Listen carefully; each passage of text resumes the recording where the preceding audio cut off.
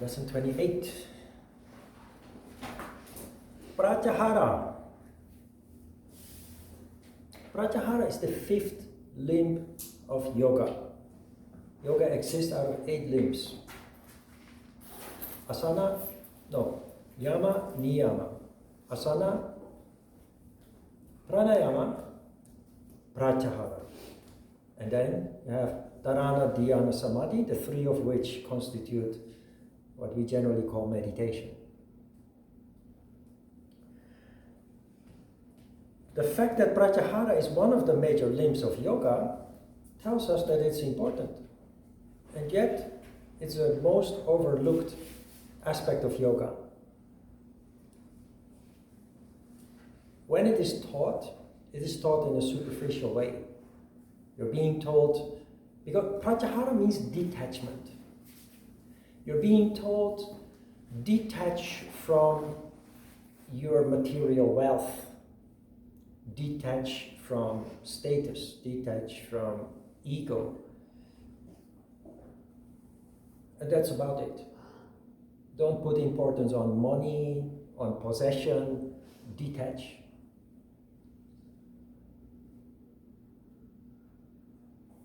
Hatha Yoga Pratipika and Patanjali also in the Yoga Sutras of Patanjali state clearly that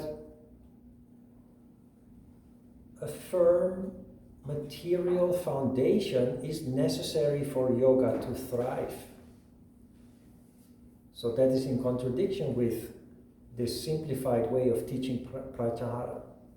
Also, both Svatmarama and Patanjali state that a yoga practitioner or any person pursuing spirituality not only becomes rich spiritually, but also in a material way.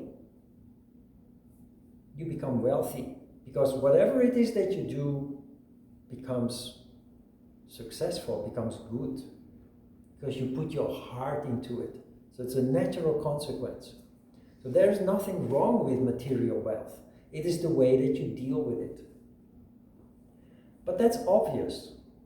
Pratyahara is really not that important in terms of our material wealth, possession, status, what have you. We've talked about that a lot already. Pratyahara is important because it helps you to deal with your increased sensitivity and consciousness, which make you very vulnerable.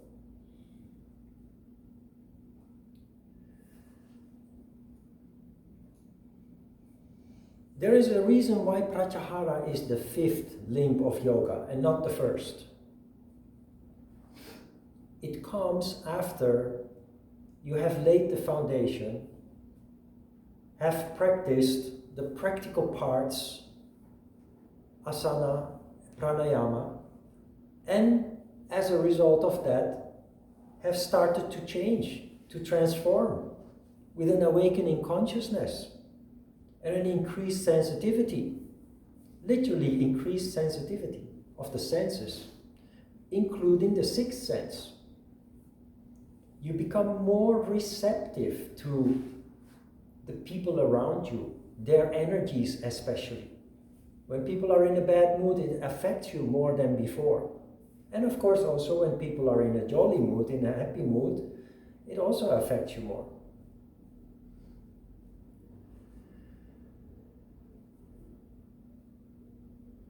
But memory improves. You start, as a result of your improving consciousness, your awakening consciousness, you start naturally to investigate yourself. And that naturally goes back to the past. Every person, yoga or not, but every person that develops consciousness, the very first thing that you use that improved consciousness for is to investigate yourself. You become curious. As a child, we know from the study of the chakras that between the age of 8 and 14, you naturally become curious about yourself. But here you go to another level. In that age group, between 8 and 14, it's more about what you look like, your appearance, your identity towards the people around you, and especially also towards the other sex. You begin developing consciousness.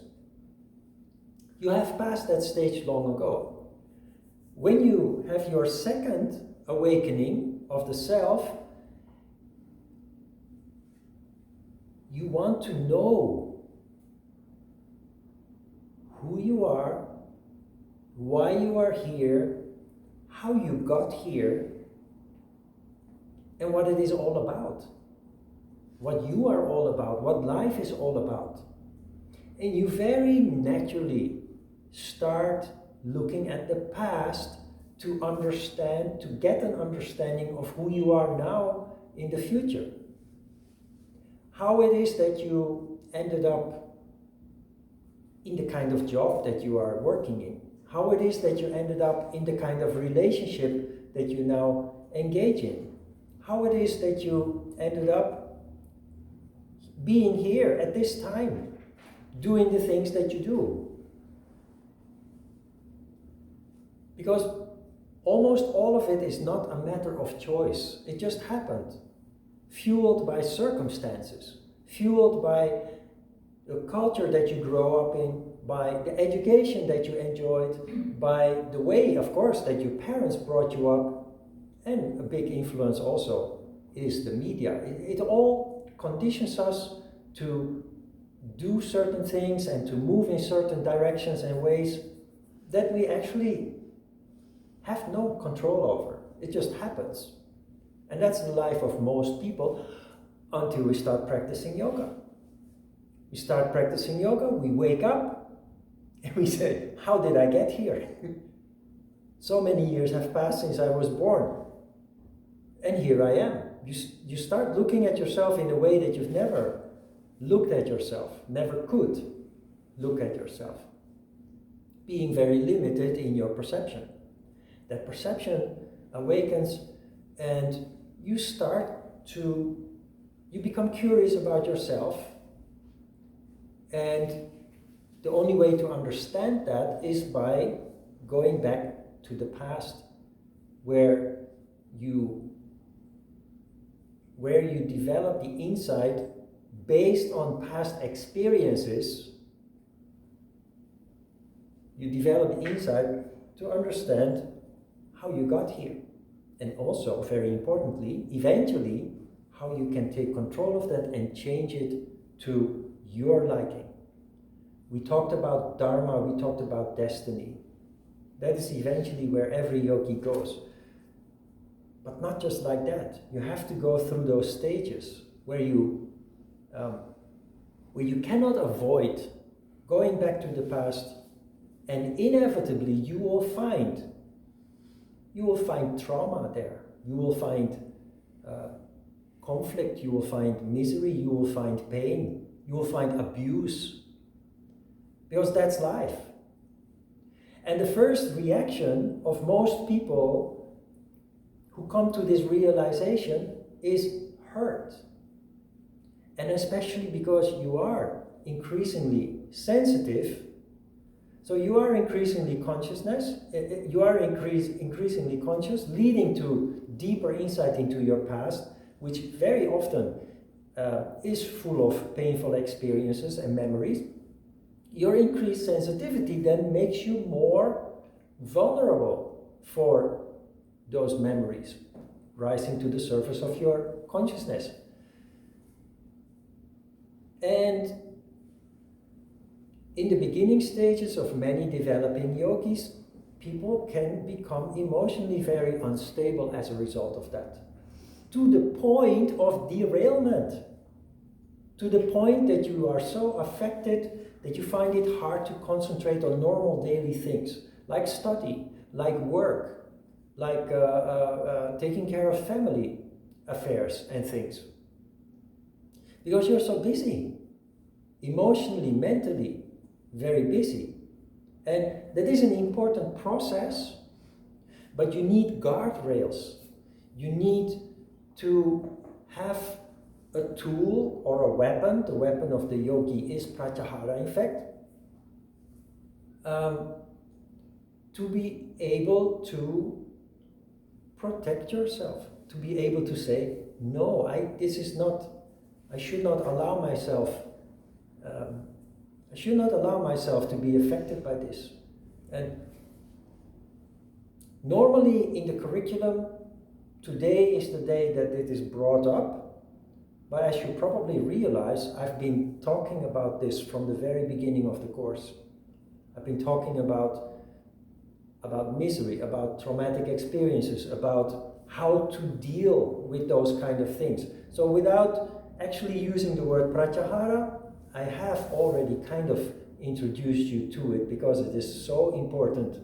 This subject is one of the most important of the subjects in yoga, while at the same time being one of the most neglected subjects in yoga.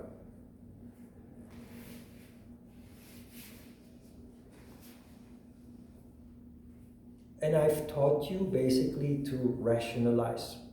I've taught you basically to put your ego aside, which is the cause of you drowning in your pain and your misery and your emotions, and to try to rationally look at emotions that arise. When you have a memory of a past experiences, painful experiences, you have a tendency, of course, to be emotionally affected by that. And if you do that like a normal person, an unconditioned person, you drown in your misery more than a normal person because you are a yogi and you have become more sensitive than a normal person.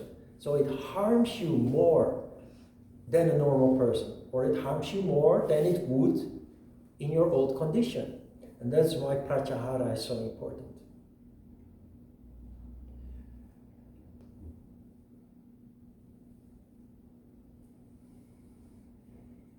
Put things into perspective, rationalize things, apply your yamas and niyamas, especially contentment. And what I've been hammering home all the time is that pain, misery, failure, all the things that we consider negative, all the experiences in life that we consider negative, have in fact a constructive and a positive purpose. In my case, without my negative experiences as a child, as a teenager, in my 20s, even during my life here in Korea, but we have to go back all the way to childhood. Without those experiences, I would not be in Korea. Without those experiences, I would not do what I do today, teach yoga in the way that I do. Without all those experiences, I would probably be like most people. Go to work every day, dictated by the clock. Have a career, buy a house, have a family, watch soccer every Sunday with a beer, and basically be content with that. Or not content, but not having any alternatives. That is just, you think, the life or how life is. So instead of being miserable, I have had my time of being miserable. During the time that I had to dig deep to learn to understand what I am about, my core, my heart's content. But Ajita helped me understand that if you allow yourself to drown in that pain, you kill yourself. You're not going anywhere. And you can see, if you go to a bar, I have spent times in bars, getting drunk on beer Friday and Saturday night. And what you see there is people who frequent the bar not only Friday, Saturday, but also the other days, Sunday to Thursday, who are stuck in their misery, who are stuck in their pain. And they cannot function normally in their daily life, at work, as a family person. And they're not going anywhere, they have no control. And their only way of coping is getting drunk every day. There are many people like that. Either with beer or alcohol or with drugs, or there are other ways. There are many addictions where people dive into something just to not have to feel the pain of the reality. The yoga teaches us that that's not the way. Face the reality, face the pain, but stay rational, stay in control. Because of ego, we have a tendency to drown ourselves, because we identify with the pain and we start feeling pity for ourselves. Because other people's lives is better. Why me? Why am I having to face this? Yoga teaches us that is ego. If you leave ego out of it, you actually are able to learn very wise lessons from your misery. Even to the point, I have come to the point that I'm grateful for my past miserable experiences, for the hurt that I experienced at the hands of other people. I'm grateful to those people. No grudge, no hatred. Because I understand that it is the universe's way, it is the way of the higher powers to teach you. Without pain, we don't go anywhere. We just want to be comfortable, stay in our comfort zone, comfort bubble, and consolidate until we die. We just want to be comfortable. The universe kicks you in the butt, activates you to do something with your true characteristics, your real valuable characteristics, by causing you hurt. Sounds cynical, but that's the way that we function. And it is also the reason why in Buddhism you learn that you need to live through 1 million reincarnations before you can get rid of all that suffering, because we are too stubborn as human beings to learn. Many people go through suffering without learning, and so that suffering will just repeat itself. And according to Buddhism, for 1 million lives. So you take a shortcut, an enormous shortcut, when you stop drowning yourself in your pain and actually start looking at the essence of what's going on. When you start seeing that the best comes out of you as a person. As a result of that pain, you cannot resent that pain anymore. You start to see it for what it really is. It's motivating you. It is bringing out qualities in you that otherwise never would have manifested. So that is a form of Pratyahara, is that you rationalize the pain that you experience. First, the pain that comes with the memories from the past. You first have to rebuild your past. And most people will have memory that goes back to early childhood. Well, normal people have no recollection of memory from before the age of 7. You will dig deeper than that. You will gradually have some insights, some flashbacks of moments that really stood out. And often those are simply painful moments, traumatic moments. But the way to deal with that is not to drown in misery, in self-pity. That is the first reaction. It's only human. But then you have to take one step further and say, hey, what's going on here? Why did this happen? What was my role in all that? And what is it telling me? What is it teaching me? It will teach you everything about who you are today.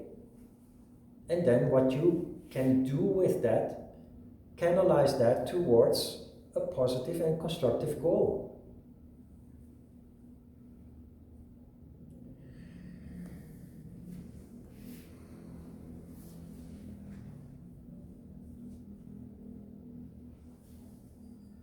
If you have read the handout, you'll see that energy is mentioned. In fact, in yoga, everything boils down to energy. Emotion is energy.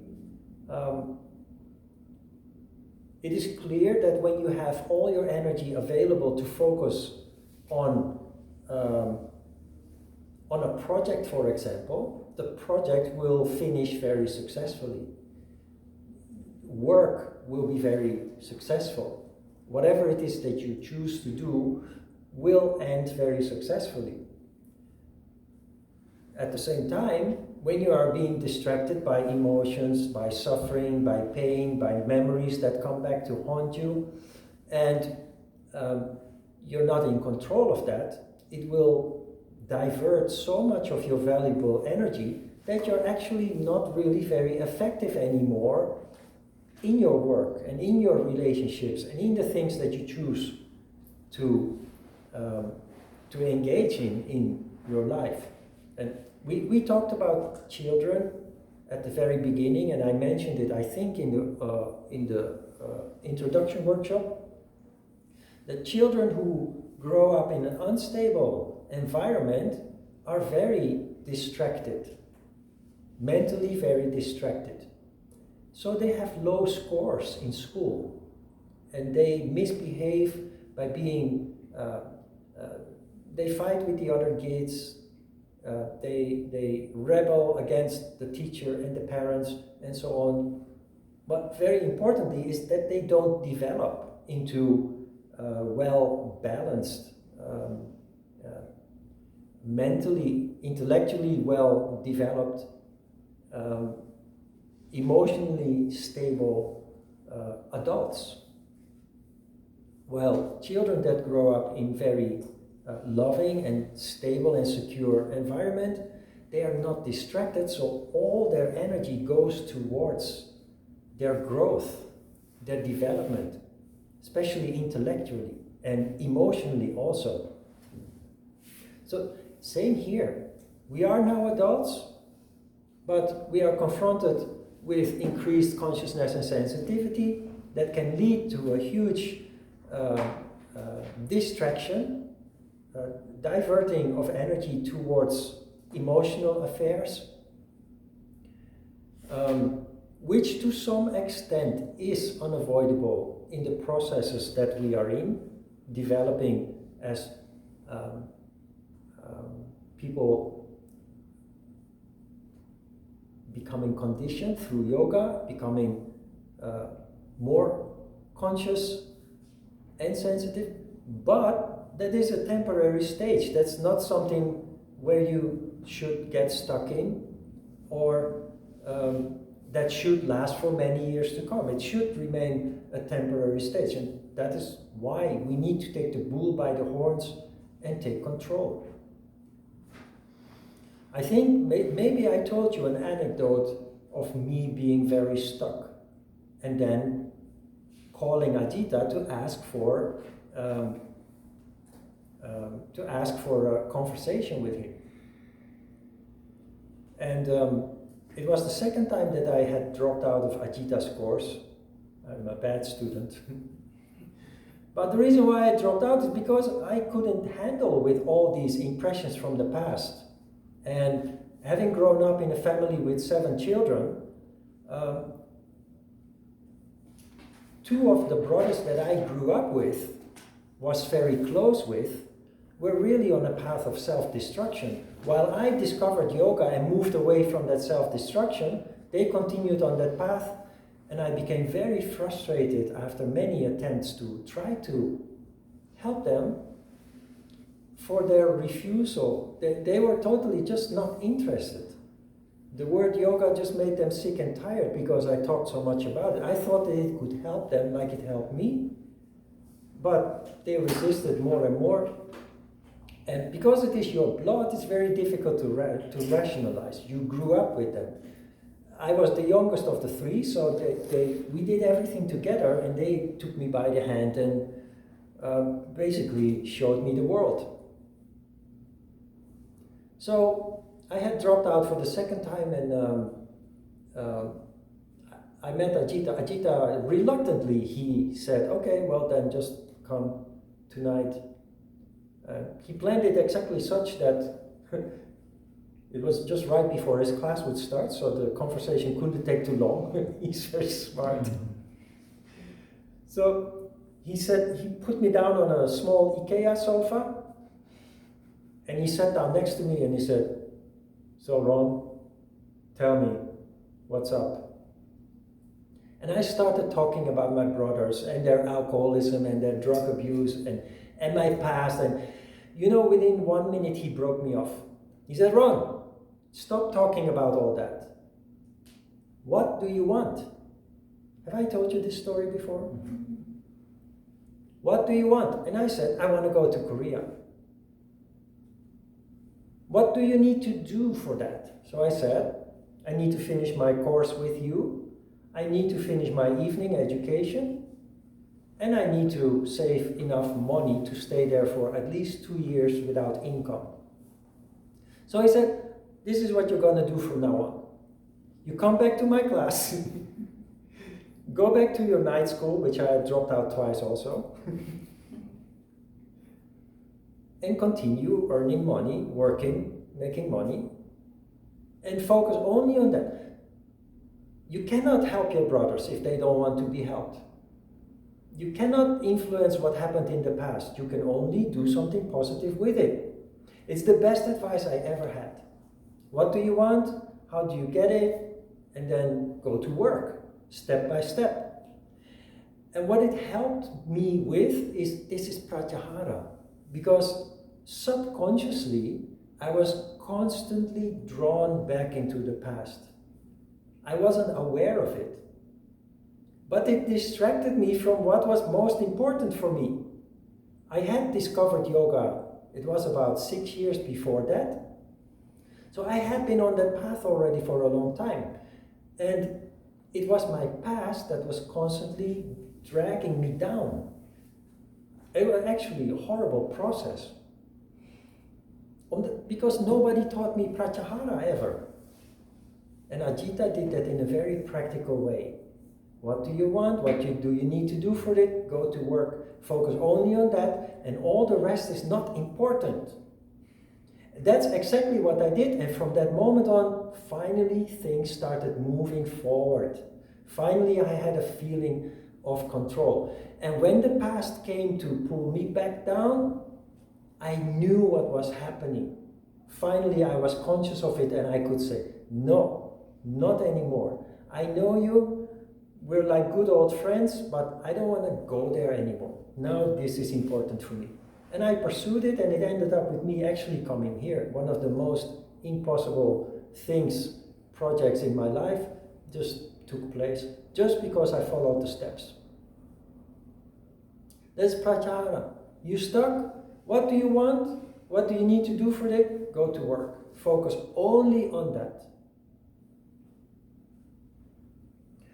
All those things that bother you later will start making sense.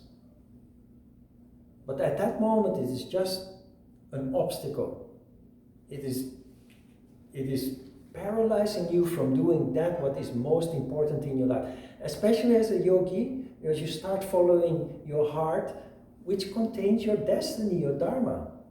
And that, in the end, is the most important thing.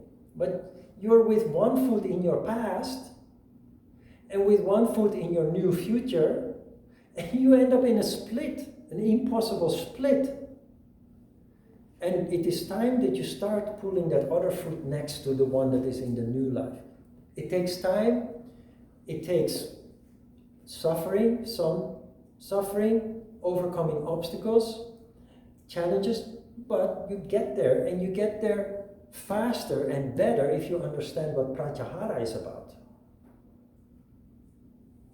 I got stuck because of the emotions. I drowned in those emotions because of ego. And Ajita just boiled it down to some very practical issues. And that's what it's all about. Rationalize.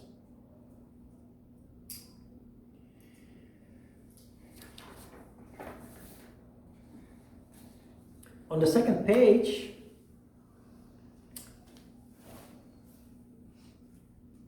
the text was edited, I had actually highlighted the whole paragraph, this paragraph, next to this black illustration, because it is crucial.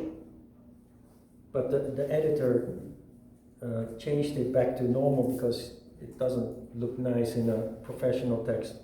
Not that I care, but that was his. He's the professional, I'm not. So, but anyway, I want to draw your attention there, because this is about your past. Blame and guilt often bring you into a negative spiral of self-destructive behavior.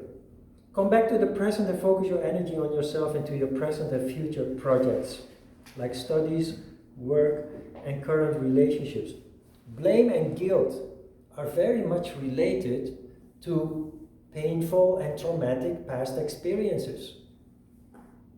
Now remember this. You cannot turn back the clock.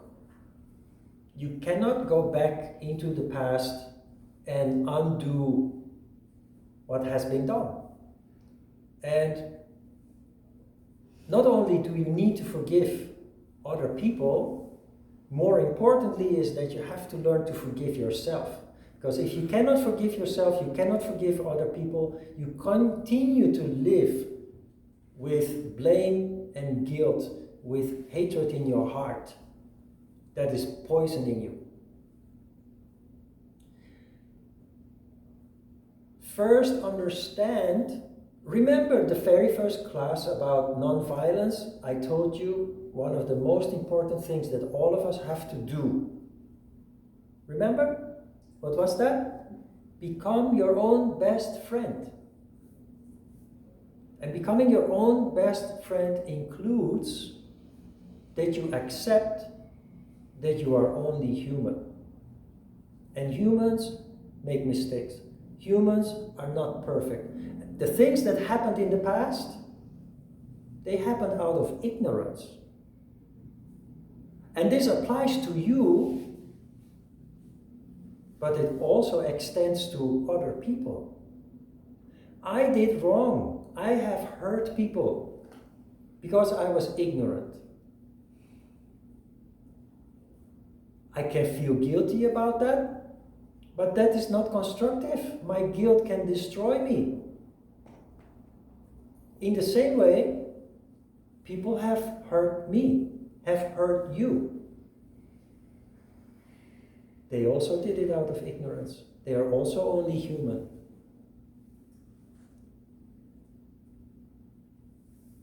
So blame and guilt, they are the start of something. It tells you that something went wrong, but you should not drown in that emotion. Instead, try to put the pieces of the puzzle together so you can see the picture.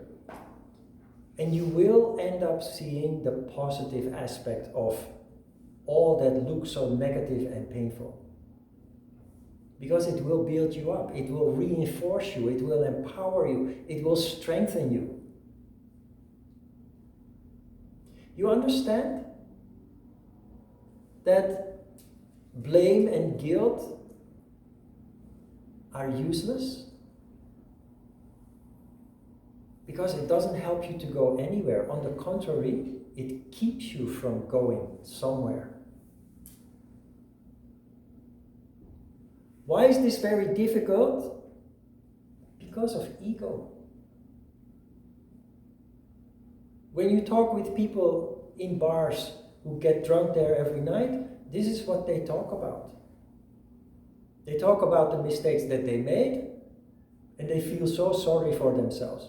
And they talk about the mistakes that other people made towards them and the hurt that they gave them. And they feel so, what's the word? They're full of hatred because of that, full of resentment, was the word I was looking for.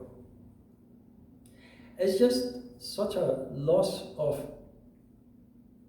time and energy. So, accept that you're human, be your own best friend, but extend that towards other people. That is why all religions and philosophies and spiritual practices, they preach forgiveness, but they do not explain practically why that is so important. But you forgive other people for yourself. Otherwise, if you cannot forgive people for the things that they did, you cannot move on. And it is very simple. The moment that you realize your own ignorance and the things that came out of that, the moment that you realize other people's ignorance as well. And that makes it a whole lot easier to accept the past and accept people's transgressions. Can you see that? This is crucial in your development going forward.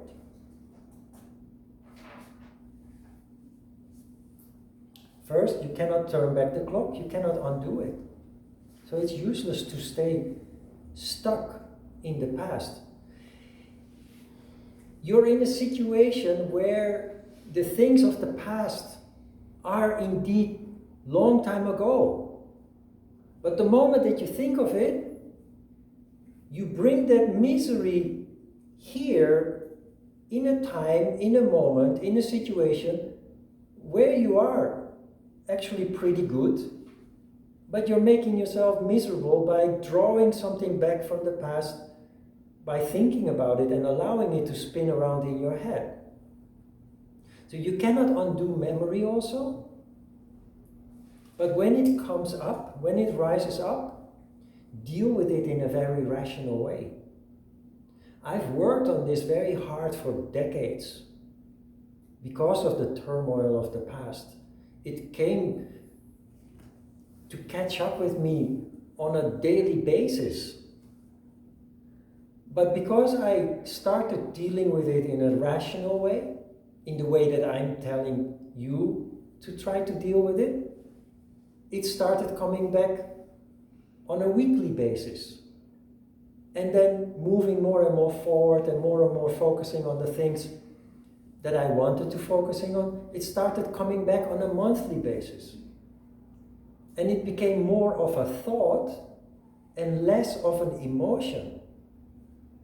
It became like an old friend that you shake hands with and say, we had a good time, but now it's enough.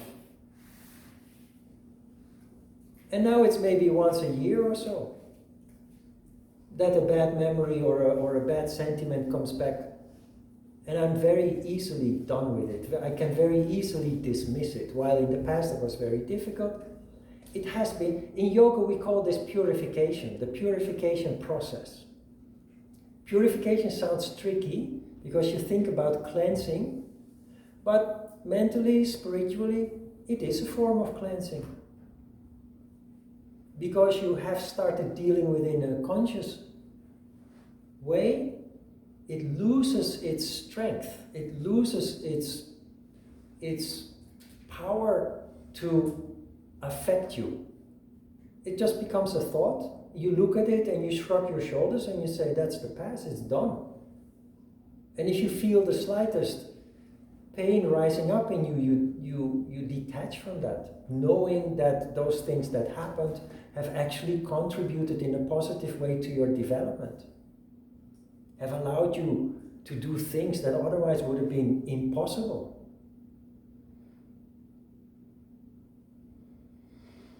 So from now on, deal with pain, with conflict, with bad memories. Try to deal with it in this way.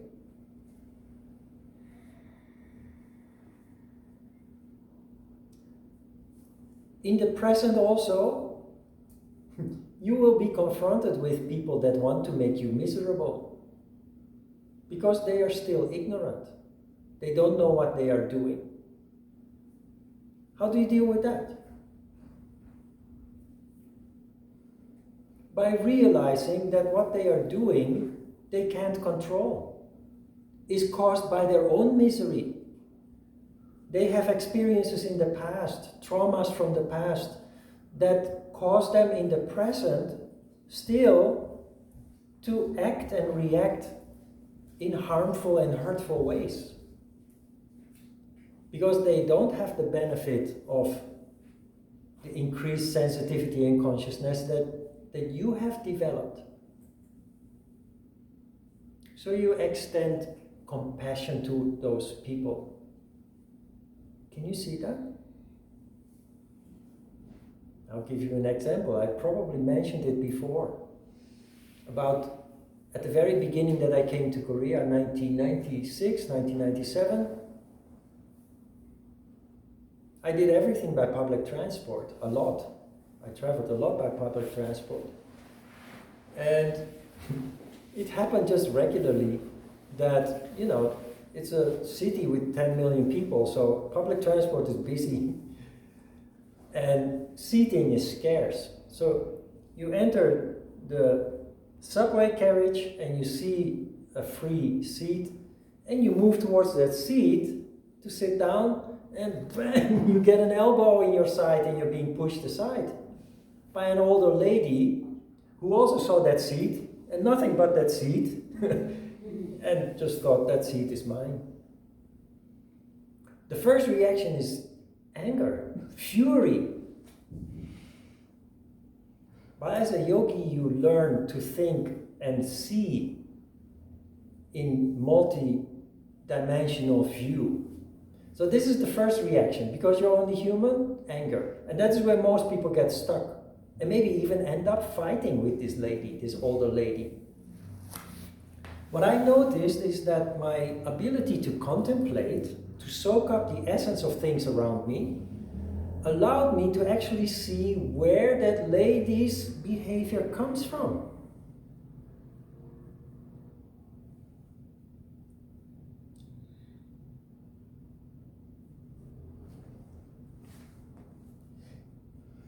In 1996-97, we were still closer to the end of the Korean War.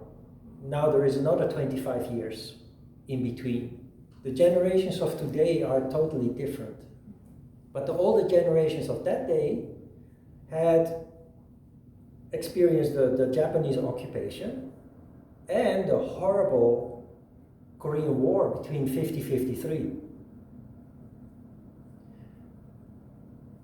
During that war, the whole country was ravaged. There was no food, there was no fuel, so all the trees were chopped down to use for cooking and for heating, and there was nothing anymore. And so the United Nations comes with their boatloads and truckloads and trainloads of food, essentials, fuel. And just try to imagine, or what I saw is trucks with rice and sugar and cooking oil going into the villages to distribute this food aid. And the villagers, of course, they storm the trucks to get a sack of rice, to get cooking oil. They have mouths to feed at home. It's the women that had to do all that. That is where the elbow comes from, because there never was enough. There were people that had to go home with empty hands. So you had to fight to get your bag of rice, to get your cooking oil. And that mentality, after the war and things got better, those people were left with that trauma, that mentality, which in 1997 was portrayed in the subway, where the same elbow that pushed other people to the side in order to receive some food, that same mentality came back because she wanted to sit, she wanted to have that seat. And the moment that you realize that, you can't be angry anymore. See that? See how it works? That is how you use your heart, how you use compassion to understand other people's faults with which they hurt you. If you can see the picture, to see where they are coming from, it takes the pinch out of the fury that it initially causes. That's not easy. That is why many people are not able to do this. But as a yogi, you will have that quality to do that, but it is more powerful if you can do it consciously. That's why Pratyahara, the subject of Pratyahara, is so important. It is so important that we will talk about it again next week in the first session. It's a subject that we talk about 2 classes.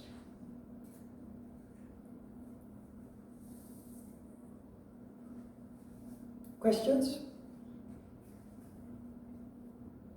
It's interesting, yeah? But we are only human. Rationally, we understand how this works, but you will see how easy it is to fall back into human behavior. While you understand it very well now, tomorrow you find yourself in a situation and you simply react as a human being upon what is happening, experiencing again pain and misery. So we have to learn by failure. We have to learn by repetitively making the same mistake. But there comes a point that you say, I remember what we talked about. I remember that there is a way to deal with this in a better way. And you will then more and more apply it until you actually replace the old habit by a new habit. The habit of Pratyahara will become your future natural response, as opposed to your preconditioned natural response of ending up in misery. Practice makes perfect. Let's say it like that. You have to go through that process where misery is triggered, where you are having a tendency to drown yourself in it, and then pulling yourself out of it by rationalizing and taking control. That's really what Pratyahara is about. Take control, rationalize. And in that process you try to be aware of ego, because ego is the big spoiler here. It's the ego that makes you behave in what we call human ways, but that actually is responsible for all the misery that we experience, unnecessarily experience.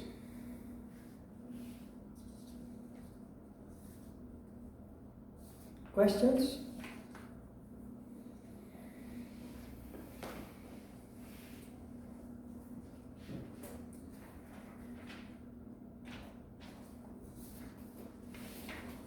Okay, let's have a short break then.